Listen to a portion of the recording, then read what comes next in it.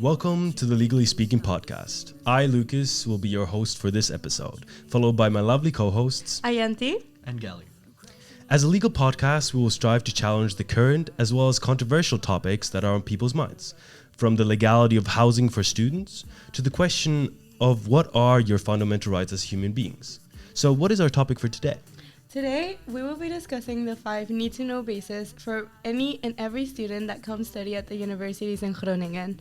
Yeah, these 5 things include housing, healthcare, duo, which essentially means financial aid from the Dutch government, the drug scene, as well as how it is for minorities or international students to live here in Groningen. So there are a lot of things that every student should know when coming here, and surprisingly, a lot of things that mainly international students still don't know. This is, for example, subsidies that include housing and insurance. Subsidy is basically a form of financial aid given by the national government, but this can also be given by the province or the municipality. And it is available to international students, which is really important because we're kind of often led to believe that all of these type of privileges are only available for Dutch students. And this applies whether they're like international from outside the European Union or international from outside of the Netherlands, which means just Europe. Yeah, I remember actually during introduction week when we first came here, there were like a lot of stands and the Bismarck and everything, and they told me straight up to my face that, oh yeah, you're not Dutch, so this doesn't apply to you. Yeah, that is true. They do that a lot. I tried to get, for instance, an OV card. OV card is basically a transportation card that everybody uses here to get around, and I told them, oh, is there like a student reduction or so on? Like, can students get this for half the price or so? Nothing. Yeah. If you're Dutch, are you Dutch? No. Okay, it doesn't allow to. But also for like subsidies, I actually just found out like this year. So this is our second year living here, and I just found out that actually they do apply to us, and we can get them as also international students, which is crazy. Yeah, and it's insane because, for example, I myself, like, I knew about it when I came, but because of my brother who found out while he was studying here, also on like his 3rd, 4th year, he found out that he could get all of these things. So meanwhile, he's just kind of like paying everything regularly and like not knowing that you can get anything back for it. But So you actually mentioned some like housing benefits. So what does those subsidies include in housing benefits? So basically a housing benefit is when your rent is not too high, you can get part of the money from your rent back.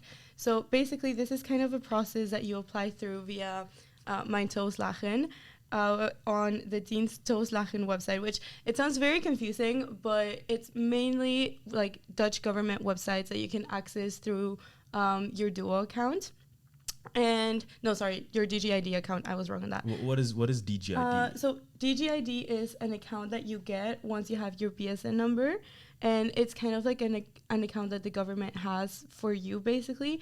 And through that account, you do every like government related process. So I think this is a bit more relevant for international students because we have to keep on track of like our migration status and all of that. So I feel like your DGID and like BSN numbers are kind of things that are more like on top of international students rather than just European. So when you come here, the BSN, you go to a municipality, the BSN number is kind of your citizenship number. And through that you get the DGID, and through the DGID you can then apply for these housing benefits. Yeah, exactly, because you know how you need to have your housing registered, and then they know where you live and all of that. So then you can go and you apply through the for the housing benefits through the Mijn Toeslagen website, and then you do the whole process, and then you hear back from them like within a month or so. But it is really important to know that you can't just apply for it. Like just because you live here, it's like the housing benefit is not something that's just given because you need to meet certain requirements. What are those requirements? So for example, one of those requirements is that your rent cannot be too high because this is basically a subsidy if your rent is too high, you're not going to be able to get it. And I'm not exactly sure on the numbers, but this is something that comes basically with your housing contract. And for example, another thing is that you cannot be sharing your place. Like you cannot be sharing with roommates. But this also doesn't apply like fully. This just means that you can't share everything, which would include a bathroom and a kitchen. So sometimes there's buildings or like studio type apartments where you can get the subsidy because you don't share, for example, your bathroom, you know?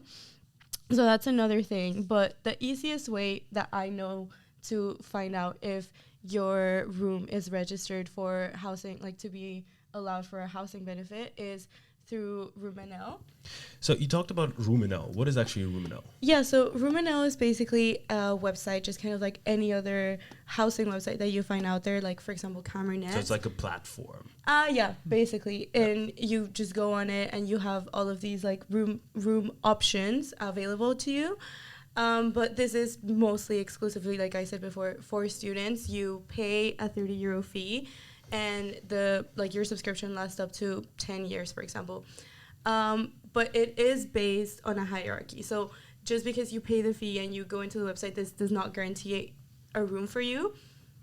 And what does that mean, hierarchy? So the hierarchy basically means that the longest time you've been on the website, the more probabilities you have of getting the room that you want to get through the website.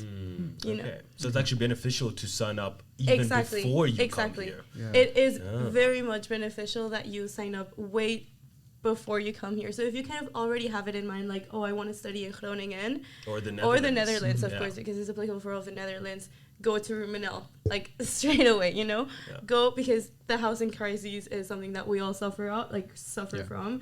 Especially the students. Especially the students, because they'll deny you left, right, and center because you're a student, even though it's a student city. Yeah. But you're going to be denied, and then you're not going to find housing, or you're going to be rushing to get housing. So if you think about coming to study in the Netherlands, sign up for Rumenel. It is very important. And it's based on a hierarchy. You can only do a certain number of rooms at the same time too. So you can't enlist for a waiting list for every room that you want to have. But kind of going back to the housing benefit and how this is related is because on this website, basically you can see which houses or which apartments or rooms are available for a housing subsidy. And it'll tell you exactly the amount of subsidy that you could be receiving from the government. Oh, that's perfect. So in this way, through the website, like, you can find housing, you can find studios, for example, you can find shared complexes, in the sense that you'll share a kitchen, but you'll have your own bathroom. So there's really a lot that you can choose from, but it is really important that you know that it's based on a hierarchy, you know? And another thing is that this website is mostly known by Dutch students, or by Dutch students that come from the Caribbean islands. So what about you said Camernet, for instance, that's another platform. What about other platforms? Like when I first came here, I used Facebook, which is the most notable. Yeah. And you have groups there. You can apply for the groups and get in there. And there's also a huge one, Perarius and Camernet. But Camernet also you have to buy a subscription and so on. What about those? Like, are they worse or better than Rumenel? See, my personal opinion is I'm kind of a Rumenel advocate because it helps me so much that I'm kind of like a Rumenel advocate. But I do know that a lot of people have found great housing through Facebook. But the annoying thing though is that on Facebook you have to be checking 24/7. Like, you have to turn on the notifications. You have to be checking it all the time. And a downside to Facebook specifically is the scamming. The amount of scamming that goes on behind all of the things, all of the housing that's offered on Facebook is amazing, because a lot of people, when you come here, someone tells you, oh, I have a room for you, and then they send you pictures, and first time, for example, it was the first time I was looking for housing for myself. So if someone told me I have a room for you and this is it, I wouldn't necessarily know any better than to be like, oh, great, I have a room. And then basically, that was my indication. So I don't know about you, Gali, but before I came here, I looked at Facebook and I was like, oh my God, great place. Yeah. Exactly, great place. I contacted the guy and, he messaged me the contract, everything. I was like, just like innocent guy back then, oh, this is perfect, so lovely, I'm so lucky. Then I got my parents involved. We were like, that's suspicious. And then they told me to FaceTime the guy. Yeah. Because he wanted a picture of my passport or identification. Passport? Yeah. And they were suspicious, so we're like, okay, FaceTime the guy, see if it's legit, right? Yeah. So I FaceTimed him. He did not show me his face, but he did pick up and show me the place. Then I was like, okay, I trust him a little bit more. Then I asked him his name, right? He told me his name. I forgot what it was. And then I looked at the passport, and he told me he was a student. So, in a range of like 21 years Yeah. old. And the passport was about a guy who was in his late 40s, had a different name. Like none of the facts came together. Yeah. Also, he told me, okay, yeah, when you come here, I'm gonna be out of the country. I'm gonna leave the key in a post box. You can pick it up whenever you like. I was like, what if Yeah. somebody steals Yeah. it? He was It's like, really who suspicious. would steal a key to the apartment? Okay, this is a red flag. So Yeah. those red flags you definitely should watch out for. Yeah, in Facebook. exactly. Yeah, no, especially on Facebook, because for example, I think CameraNet's a good website too, but for my own experience with CameraNet is you send 100 emails and maybe you'll get one reply, you know? And a lot of the things like on CameraNet, it's not for students. So a lot of the times they won't rent it to you because you're a student. Like for my own Yeah. experience, it was that I was looking for housing with my other friends, and every time we'd send email, they'd be like, sorry, not available for students. Sorry, not available for students. So yeah, in my personal opinion, Ruminal is what worked best for me. Because fun story, I also had a friend who, when he arrived in the Netherlands, the guy stopped texting him back. Like deposit was made, everything. He was in Wait, the he Netherlands. actually gave him money? He actually... Wow. Oh, no. And also, it gets worse because I remember him telling me the story, and he was just kind of saying, like, yeah, like, I got here, and he wouldn't text me back. And then he started asking for more money because he was like, oh, I'm actually back in Africa. I'm not sure if it was Africa, but it was like, I'm actually back in Africa, and my wife is really sick, so if you can send me some money, then I can travel, or I can That's post you the car. crazy. And that's when he stopped sending him money because he Wow. was like, okay, this is a joke. Like, I just got scammed. Scamming The 101. deposit went through. I'm not getting that money back. And then he was there at the airport. He was like, okay, where do I go now? Because imagine you're here in the Netherlands and you don't have anybody, anybody that you know, because you're a brand new student, and you're just being asked all of these, you're just there, and then you don't have anywhere to go. I actually, like Perarius and Comernet are very difficult because Perarius, they're agencies who represent landlords or the owners of apartments and so on. And usually they don't allow students. Yeah. Because the municipality actually decided now that they will not give permits to landlords to rent out to students, because you have to have a special permit to rent out to students, and those the municipality doesn't give out those anymore. So it's very difficult for even now for students to find housing. And I actually got lucky because when I first came here, I was at international student hotel. I was sharing actually a room with a friend of mine now. So I had to get out of there, and I actually got a place from Comernet. Okay. And it said, the guy who was actually gonna be my roommate. So it said, this place is available, and the roommate is, he was the one posting it. So when I chatted with him, I thought, he's a student. That's why he lives there. That's why he's gonna be my roommate. So I came there, and I knocked on the door. And then this huge 2-meter tall dude opens up, bald, in his 50s. Yeah. And he was like, "Hi, I'm the landlord." Oy. Oh, okay. And then I was like, "Oh, okay, yeah. Okay. Hi. My name is Lucas," and he said his name is Job. And then I was like, yeah. He was like, come in. I came in. We had a chat and everything. And then he was opening up as if he was living there. He was like, oh yeah, I've had this place, since the 80s, and it's a lovely place. And you're gonna be then living with me. I was like, what? In my mind, I was panicking. Yeah. In his late 50s. Yeah. And then he was getting more intimate. He was actually telling me, yeah, I hope you don't mind, but I'm actually gay. Okay. Which is fine. I was like, yeah, that's fine, but kind of creepy in a way. Yeah. And that's actually the story of how I got this Buddha statue. That's the story. Okay. Because of course I accepted the offer. And Wait, what? yeah. Wait, I lived with my gay landlord for 6 months. And that's how I got and this that's lovely. how you got lucky. Yeah. No, but basically he's the most incredible, the nicest guy ever. Okay. But yeah, it was definitely, you know, a weird situation for me. And as I left now, I live at a new place, Yeah. and he gave me this as a lovely going away present.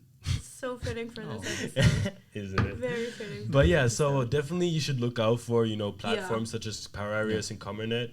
But if you might get lucky, so like Yeah. don't let that discourage Exactly. you from still trying to apply in those platforms. Yeah, I do think that's also really important. But you told, actually we were talking about scamming. So Yeah. what are the like because back then at least me and Ayati didn't know what to search for in a contract, but now we do as kind of law students. Yeah, well, that and is true. Yeah, what are like criteria you should know for in a contract? What are the most normal basic So, criteria? I think, yeah, because I think that's a really good point. You kind of come here and you don't really know what a contract should look like, because this kind of adult life, I mean, at least for me, brand new thing. I did not know what I was doing, you know? So, for example, contracts, the main thing is that, like, really important thing is that both signatures need to be there. So, for example, the landlord and yours, and the landlord's name needs to be stated on it too. The rent needs to be stated. So this means the amount and the deposit that you might have to do. Because, for example, I didn't have to make any deposit for the housing complex I have now. But I know because, for example, my housing is till the end of the year. Till the end of my studies. So I don't need to make a deposit, but I know pretty much everybody needs to make a deposit. So this needs to be stated on the contract if you need to have a deposit, and when you're going to get the deposit back, and what the requirements are for you to get your deposit back. And another thing is what it is that you're renting in regards to size. For example, are you just renting a room or are you renting the whole apartment? So the size and the address. And for example, Article D 6.1 on the Dutch Civil Code states that a contract is an agreement that gives rights to obligations between the parties of the contractual relationship. This means the creditor and the debtor. So What does that mean for, like, you know, other students who might not know what this definition? Who's the creditor? Who's the debtor? What are the obligations for? Yeah. Okay. So, for example, let's say I was renting an apartment from Gali. Sorry. Then I would be the debtor because I need to pay him, and he would be the creditor because he's the one that's gaining it. That's kind of the way I think about it, because the way I connect it's like creditor is the person that gains more from it. The credit. Exactly. Yeah, and exactly. the debtor has the debt to the Exactly. creditor. So I would be the debtor, Gali would be the creditor. So that's basically kind of the need to knows for what a contract is. So basically, in essence, you have to have both the names of the creditor and debtor, Yeah. both signatures, Both signatures. the amount of rent, Yep. and the address as well as what Yeah. you are renting. Those are the most simplest rules you have to have in a contract, right? And I also think it's really important too to like remember that on the contract it should also say if your rent is going to be rising, how much it's allowed to be going up by. Before we go to healthcare, we actually realized that one of our camera wasn't working, which was filming Gali. So now we have one camera, but you can see all of us three. So it's a benefit for us all. But let's move to healthcare. So tell us about it, Alexi. So healthcare is incredibly important in the Netherlands, especially if you're moving here, you're living alone. It's really important to know that you have something that you can turn to if you ever get sick. But in my personal experience, Dutch healthcare is very hard to get around. The most important thing, though, is that you need to be insured. But this is of special relevance to international students that are not from the European Union, because for us, you need to have insurance at all times. But I understand that that's not the same for European students, because you guys have the European health insurance card, if I'm correct. Yeah, exactly. So we have the EHIC. which actually includes all emergency situations that arise, whatever the case. So basically, as a EU citizen, which I am in the minority right now, but yeah, we're insured throughout every emergency. For instance, I play American football, and I got a head injury, as you usually do. And so my dad was worried for me. I called him up and he told me, yeah, go to the hospital. It's fine. I went to the hospital and I told him, yeah, I might have, brain bleeding, whatever, brain damage, in the worst case scenario, of course. And then, they took me in. Of course, they first had some things to say, because apparently you have to call first, even though it's an emergency situation, but we'll get to it. It's crazy. And it was all covered through my insurance, which is actually amazing. But Gali, you're not an EU citizen. You come from Indonesia. And what was like the process when you first came here? Yeah. So as a non-EU international student, we have to go a few more hoops to get the health insurance. Yeah. So you don't just have a card. Yeah, we don't have a card. We have lots of things. So once we got our, if I can remember correctly, our letter of admission, the university actually gave us a couple of links to kind of get started in Groningen. That also includes finding housing. But the most important thing that we're talking about right now is getting health insurance.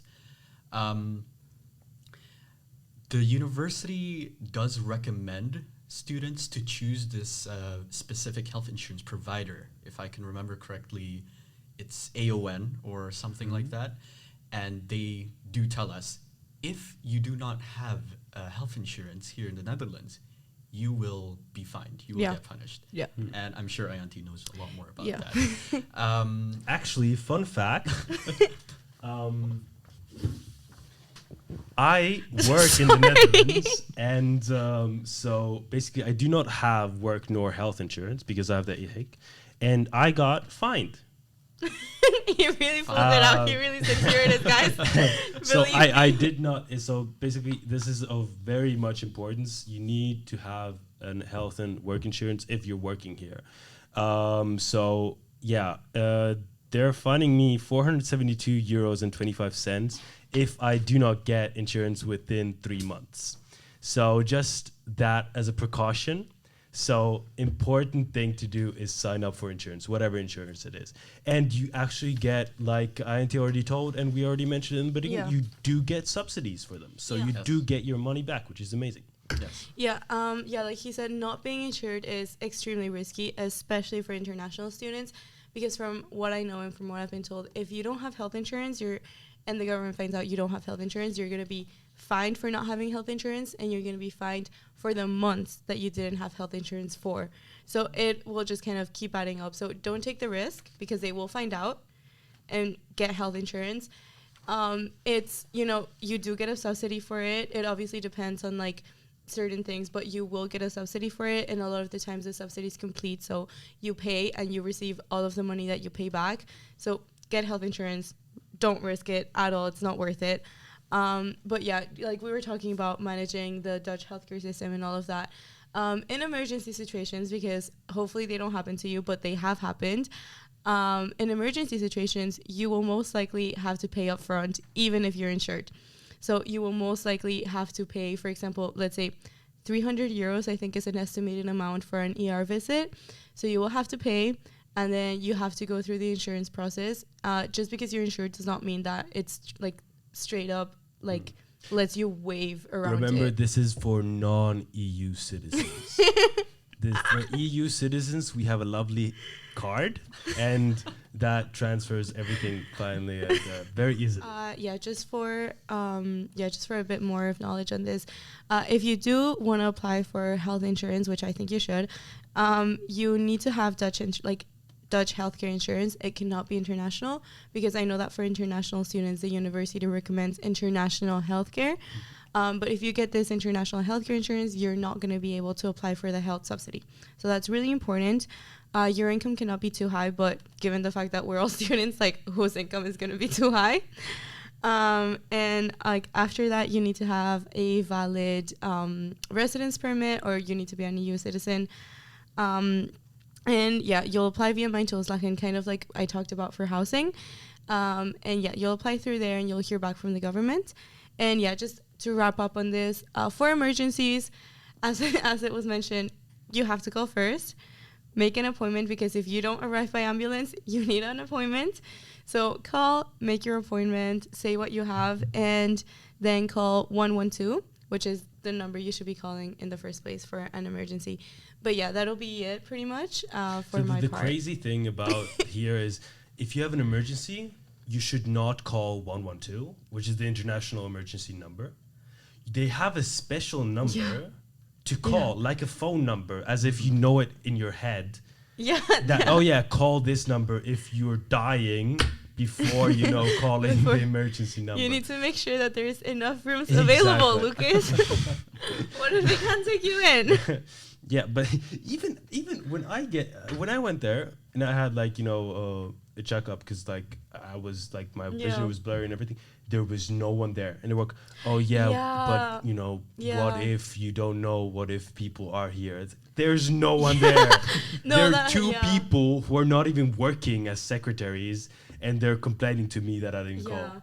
Yeah, no, you need to do, because that's also happened to me. Well, to one of my friends, she got into an accident, and then we took her to the ER. We took an Uber. We were like, okay, there's no way they're gonna reject us. We get there, and they're like, no, you need an appointment. And they're like, yeah, it's a Saturday night, so there's a lot of doctors working. There's not enough available. What if someone's dying? But that's what it is. It is what it is. The Dutch system.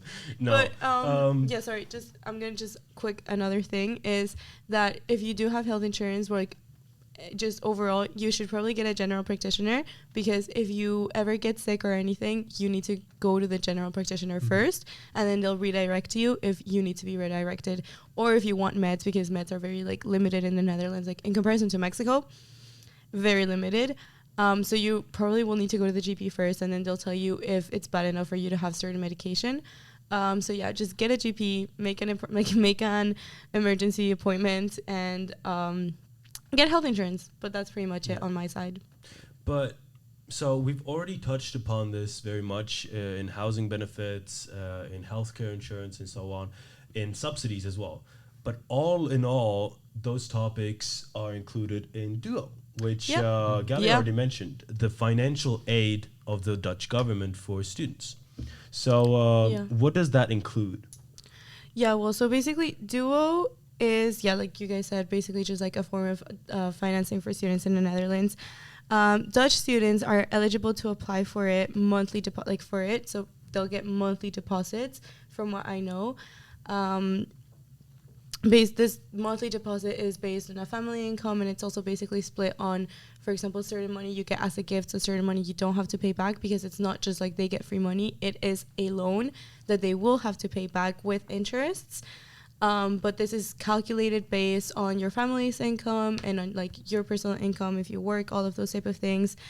And yeah, like you mentioned at the beginning, additionally, you get a free OV chip card. So this free OV chip card product basically means that you can travel free during the weekends, or you can also travel free over the week, but you have to choose one. And this is another thing that is not very known to international students, to EU students, and it is that EU students, if they work a certain amount of hours per week, they can also have access to this Dutch student OV, and they can also have access to the loans. But this is not something that's kind of very known. So basically for this, the loan that you get from the government for the OV turns into a gift if you graduate within 10 years, which I think it's so amazing, because then you just traveled free throughout your whole student life, and then you don't have to pay 30 euros to go there, 30 euros to come back. But yeah, if you're a non-Dutch student and you work 32 hours per month, you can be eligible for student finance. This is except in the case of 6 months of work or more, then an average of 24 hours a month is good, and that is sufficient. So housing is a serious problem, like we've already discussed, to this day for every student in the Netherlands. But it's not only the only problem, right? We have a huge drug scene in the Netherlands that people really don't realize. And what the Netherlands has implemented is this Opium Act decree, which basically is a document full of legislation that goes against hard drugs and has the intent to supervise the usage and forbid people from doing hard drugs. And therefore, for instance, weed, which is not legalized but decriminalized, which is a very misconception. So what decriminalization means is that there is a certain supervision on the usage and also how to get soft drugs under the supervision of the government and the municipalities, which will account for a certain tolerance policy. And this tolerance policy in the Netherlands is comprised of basically a certain aspect that the government supervises every single transaction of soft drugs. So as we know, in Netherlands, in Amsterdam, even here, we have certain coffee shops where you can get and access soft drugs such as weed or mushrooms legally, because they are subject to this supervision, and therefore it is illegal to buy soft drugs from any other source than the government, and people have to know this. Also, through this tolerance policy, there is a certain margin of criminal proceedings that the police is not allowed to take. So, for instance, if you have 0.5 to 5 grams of these soft drugs through the Opium Act, you are not liable for criminal prosecution for these soft drugs. And I think this is actually kind of really important to highlight, especially in regards to like security and clubbing, you know, like something that is done a lot in Groningen.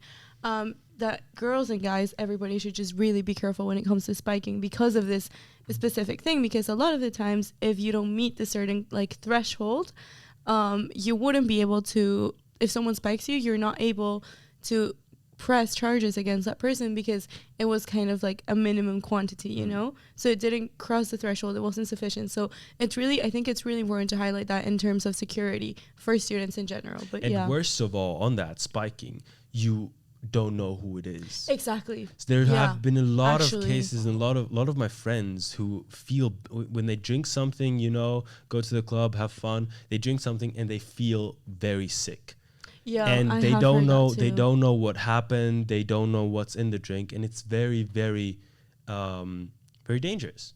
And this is only regarding the soft drugs, right? Yeah, absolutely. Because of this decriminalization, even though the Netherlands have the intent to supervise and basically disallow these hard drugs by kind of decriminalizing the soft drugs, of granting access to good quality soft drugs with no spikes in them, no other stuff, so people know what they buy, right? Exactly. But this opens a door to another version, mainly hard drugs. Yeah, exactly. And therefore it is way easier because of this decriminalization to get hard drugs. For instance, which for me is just baffling, because back home, I'm from Finland, you could not get cocaine easily. But for instance, as an example, cocaine as a hard drug, you can get it within 20 minutes here. Just texting a person, or a plug or whatever the case, and they can get it for you within a margin of not even that slow. 20 minutes. And for a Finnish person, either like in another EU member state, it's crazy and unfathomable to think of even that you can get so easily these hard drugs. Yeah, I mean, actually, that makes a lot of sense, because even for me, for example, like I'm from Mexico, right? But for me, coming to the EU is kind of like you have this idea that it's a lot more safe. Yes. I'm not saying but you kind of have this idea that, coming to the EU, you'll be a lot safer, but you kind of don't realize that there's a lot of things that are kind of, even, I'm not saying covered up by the government, but a lot of things that aren't really put out there. Like this, especially like something that I really didn't know, I thought the Netherlands in regards to drugs, even though there's this whole perception of it being super like crazy and like drug use everywhere, like, but in my perception, I thought it would have been a lot harder and like you'd have to be a lot more undercover, but I think it's kind of the opposite of that. And honestly, like even for me as someone that's, from a different like from a developing country especially, it's kind of shocking to think that it's this easy to get drugs. Yeah. Yeah. And especially you have to be aware of where you get these Yeah, drugs. absolutely. Because even though the Netherlands has this effect policy, it's really, like I already told you, it's not very effective. Yeah. It's kind of contradictory to grant access to these soft drugs in the idea that, okay, we will be worse on the hard drugs. But it's so much easier to get these hard drugs. Yeah. And sadly, I've known a couple of people who've grown a drug addiction throughout their student lives in the Netherlands because of this availability. Yeah. And the worst of it is that, you know, if you come to the Netherlands, okay, you want to experiment, whatever. Everybody has their things to do and what they want to do. But then the worst thing is if you really go down that road, okay, so you start with soft drugs, which you can through these coffee shops, but then, you know, maybe your friend gives you something else, MDMA, or, you know, and then you go down that barrel road. Yeah. Yeah. And that affects not only your student life, your studies, but your whole life because you get addicted. So this is like an important aspect. When you come to the Netherlands, know these things, be responsible, and definitely weed is not legal, nor are any other Yeah. drugs. Yeah. They are decriminalized. Remember that. You can still Yeah. be prosecuted. And even though it is very easy to get these hard drugs, it does not mean they're good for you. It does not mean they're laced with something else. So really be aware of that. All right, so after our very illuminating conversation about the Opium Act, as well as just about drugs in general with Lucas, we now move on to our final topic, which is minorities or international students in general. Now, when we're talking about international students, we pretty much just talk about international students, people who are not Dutch that are studying here in the Netherlands. That's the very broad definition that we're working with. Now, to kind of provide some context to the issue that I'll be presenting in this podcast, we all know that the Netherlands is kind of held up or kind of has this reputation around the world as a really multicultural, a really tolerant, and a really kind of, I don't want to use the word. Inviting. It's really Yeah. inviting. One of the really main nice. reasons why I came here. Yeah, me too. Yeah. I mean, me too. And in addition to that, it's cheaper than the UK. True. Now, and this reputation is in many ways grounded in fact. It is undoubtedly a multicultural country. Just like look at our podcast, people. Yeah, actually. Look at the content of the university. Look at Nexus. Look at everybody, you know. And a 2012 European Commission report does state that 90% of respondents, 90% of people here in the Netherlands speak English as their second language. So as a person coming into the Netherlands as a student, you know, this openness is indeed held in fact. You could have a conversation in English with almost everybody here. Like Yeah, if you're in the that Vismark, is you true. can just talk in English. Or if you want to practice your Dutch, that's fine as well. If you want to order something, do it in English. That's Yeah. totally fine as well. And it has been a major draw for people to come here, especially after the Dutch government has looked at this fact and has acted to promote it actively. Sorry. Now, in 1993, the Dutch government introduced this act called the Higher Education and Scientific Research Act. If you're curious about this act, they kind of have it in the university itself. If you scour in their web pages, it does appear. In like their Really? policy Yeah, rules or in their okay. policy rules. What? But it's in Dutch. Yeah. Oh. Of course it is. Of Okay. course it is. Yeah. Okay. Now, in essence, this act enshrined the principle of equality of opportunity for all students that apply here who have met the prior requirements of admission. I know a couple of people here who have gone through, say, international high school programs such as the International Baccalaureate, or say the UK A levels, or maybe even their national curriculums, and they've all had an equal chance to get here. And that's another major draw for people to come here. You don't have these major hurdles for people to get accepted into university itself. As Yeah. you see in the UK, you have UCAS, which, Yeah, that is true. Yeah. to to be honest, I really hated. We need to write like a personal essay and Yeah, everything. UCAS was insane. In But the like US, normally, like as Gali said, through this act, basically you don't have to transcribe your high school diploma into English or into the language that you need it to, into Dutch if you study in Dutch, or French if you study in French. So this gives an opportunity basically for everyone equally to study here with their high school diploma, no matter if it's from Finland, if it's from Indonesia, Mexico, whatever. Normally, what you would have to do is go to a notary, have it transcribed, notarized, Yeah. and then it is applicable. yeah, exactly. Yeah. And that costs a lot of money.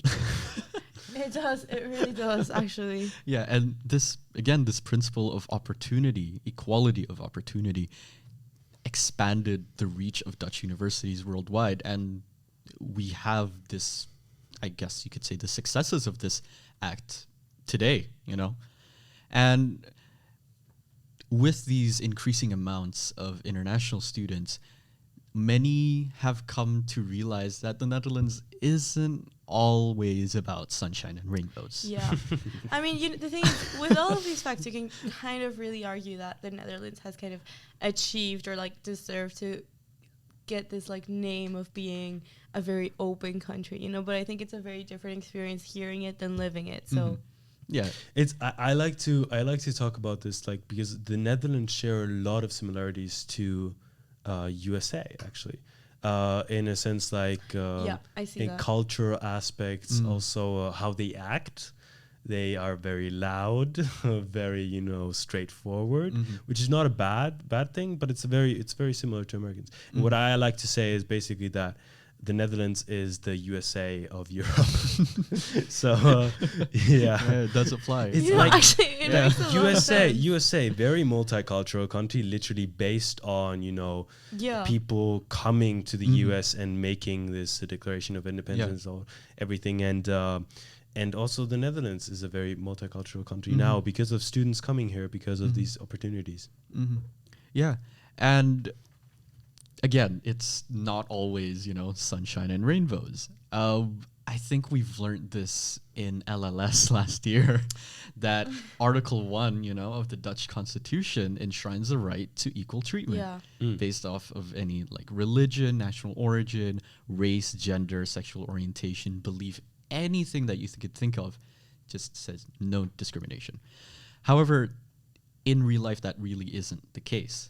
Now, this is just one example out of many, right? But according to the Inclusive Society Knowledge Platform, someone with a Dutch name is actually more likely to pass, say, the first round of selection process for work, for housing, for applications, for anything, than somebody with, for example, like an Arabic-sounding name. Yeah. Really? So yeah, that is true. would you say that there's actually like under the table racism? Or is it more like xenophobia that's going on in the Netherlands? Well, to that question, we can't really deny the fact that everybody here is human, right? We can't really follow rule-based systems or anything for that matter because we always have our own enshrined biases. Yeah. And that's obviously something that we all need to work off. I guess you could say that there are some elements of racism or preferential treatment, especially considering the Netherlands' former colonial past, saying here as an Indonesian. I mean, still, it can be argued to still be happening, Yeah, and I guess one thing that I'd like to keep saying is that the grass is always greener on the other side. When I applied to the Netherlands, I thought that it was a pretty great country. But when I came here, yes, it's pretty nice, but obviously it still has its problems, and every country does have its problems. Yeah, I mean, if I remember correctly, I believe it was one of like our legal history teachers who said that the Netherlands portrays itself as being a very open country, but if you actually look at it, like if you actually look at, for example, like who's in parliament, what the rules are, all of those type of things, it's kind of the opposite, So And was this a legal history teacher? I believe, if I'm not mistaken, it was either Okay. legal history or LLS. Okay. Because this was very much talked about when it came to the, I'm not sure if we'll mention it, but this is very much mentioned when you related to the child benefit scandal that happened. So, like, if you're a first-year student doing legal history, then you might need to watch out for that. Yeah. No, but definitely like not everything is as it seems, and Yeah, that's kind of the exactly. Yeah. message That we're trying to get through. Yeah. Now, despite all of the reports or anecdotal reports of discrimination within the Netherlands, it has still remained a major draw for students, international and non-EU students, to come study in any university that the Netherlands offers for higher education. In fact, a Nuffic report in 2023 revealed that 15% of all students in the Netherlands are not Dutch citizens. Of those students, 40% of all first-year students are not non-EU. When looking at the University of Groningen itself, an RTV Noord report stated that between the academic years of 2015 till now, the number of international students here has more than doubled. It has had an increase of 10,000 students since 2015. So that's about 1 in 4, 25% of all students here. And of course, that is supported by anecdotal evidence. Wherever you go, there are international students here. Yeah. Which is Absolutely. definitely comforting for me as an international non-EU student. What about you guys? I mean, honestly, I think it's the same for me, because then you know for sure that there's other people like you. You know that there's not only like Dutch people, and it makes you feel, it puts you in a more comfortable position knowing that wherever you go, you'll hear English. Yeah, it is nice. And of course, this increase in student numbers, especially over the past years, could also be linked to the fact that the UK left the EU in 2020 with Brexit. Yeah. Right. And of course, there are no nationality statistics regarding the increase of students here. But anecdotally, again, it has been a lot over in 2020. Now, however, this rapid expansion in student numbers doesn't necessarily equate to a corresponding increase in student support services, such as counselors, study advisors, or maybe even just the quality of education in general. And essentially, the increase in the number of students here does decrease the student experience here. Because the more students you have, the more things that you need to support them. That's Housing, teachers, Absolutely, yeah. facilities. Especially Facilities, housing. yeah. Yeah. I mean, I think you see it a lot in like housing and facilities. Like, I mean, the UB gets full to the brim Yeah. in exam season, you Yeah. know? Yeah. Yeah. And also, for instance, any program, I think, especially international experience, that the facilities where we have, for instance, lectures are not lecture halls. Yeah.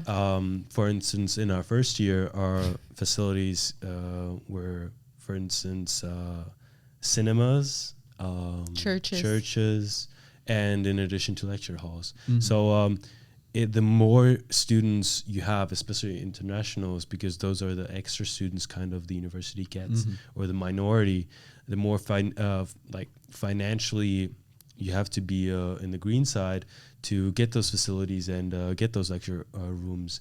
But it is just not happening. Yeah. I mean, also, I mean, you can also say that, for example, like the lecture halls, personally, I find it so hard to concentrate in sometimes because they're so full.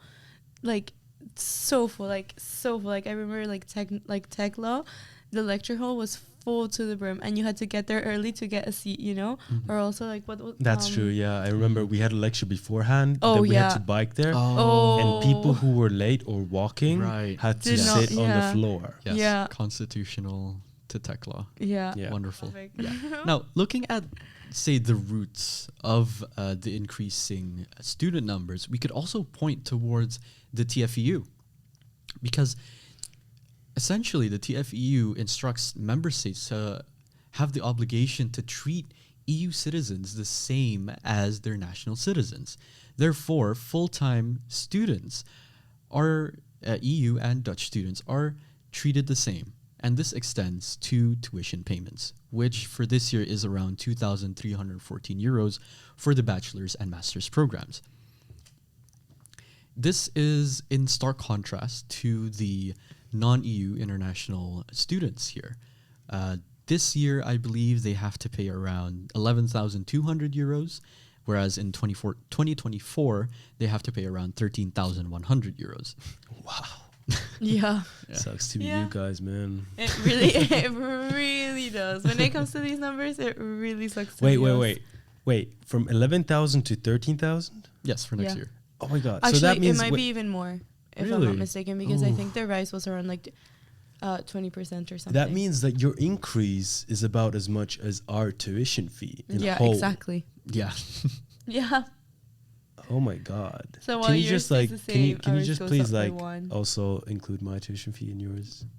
Add Oh it. yeah, yeah, It's yeah. just it's so minimal. It's like what? It's not even It's that like, big of a You deal. know exactly. It's like 20%. Just Oh yeah, just anytime, just add it on contact top of me. it. Yeah. Just Okay. no worries. Yeah. Like I'll Perfect. take on. Perfect. Yeah, Ayanti, you could easily pay the tuition fees of around 5 other EU students if you just do the Six, maths. including me.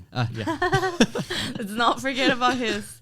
Yeah, and so this topic that I've been doing regarding internationalization and students here, especially the rising increase of students in the Netherlands, has also made it into domestic politics. Now, the Dutch government, through the Minister of Education, Science and Culture, intends to introduce a law called Internationalization in Balance. Now, I need to emphasize that this is still a proposed law. It's not a law that has been approved, so please don't panic. Which aims to address the rising numbers of international students here in the Netherlands.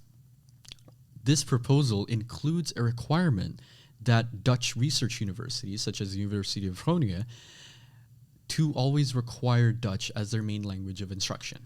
So degree programs such as us, the ones that we're doing right now, have to be conducted in Dutch. Now, the minister contends that this does provide a steering wheel for the rising tide of internationalization, and especially the quote-unquote Englishification at Dutch universities. As we've said before, the increasing numbers of students, English-speaking students, has caused strain in the Dutch-speaking professors because they have to present lectures, present working groups in their second language. And of course, that does decrease the student experience. However, this proposal that from the ministry does has faced a lot of concern from universities in the Netherlands and in international media. For one such example, just look at the University of Groningen. The board's president stated that it would appear that the minister would instead want to use language as kind of an instrument to reduce the intake of international students in itself. Now, the Netherlands isn't the only country that has implemented laws similar to this, laws that aim to limit the amount of English language programs. If you want another example, we should look at Denmark. In 2021, they have enacted similar laws, such as the ones being proposed in the Netherlands, to limit English language programs. They have justified this as saying that these English language programs has caused a disproportionate strain to the universities, which is a legitimate justification, as we've seen before. However, in 2023, they have done a complete U-turn, a complete reversal of the policy in itself. Now, as this news, I believe, was broken a few days ago, actually, there isn't a concrete reason as to why they have done so. However, it does provide a cautionary tale to the Dutch government, to the Minister of Education, to the universities in the Netherlands, that such laws aim to decrease or to limit English language programs, to limit the use of the English language, is something that needs to be approached with caution, and a lot of research and a lot of discussion with universities, with interest groups, with students, with everybody, because this is a proposed law that can drastically affect the position of the Netherlands, the position that they have enjoyed for the past few decades as a source of English language education, as an alternative to the UK. And it still remains to be seen whether, say, the next Dutch government, pending the results of the election on the 22nd of November, will still continue the policies that the ministry has instituted. And with that, dear listeners, we conclude our first podcast of Legally Speaking. I want to especially thank our lovely co-hosts, Ayanti Thank you. and Gali, Thank you. for this episode. And of course, the brains behind the scenes, Ala. Thank you. Who will be featured in the next episodes, so don't worry. Our second episode is on the 28th of November, featuring the Israeli-Palestine conflict, so very important, very actual, and a little bit controversial as well. So stay tuned, and remember guys, law is fun and all, but be kind to each other.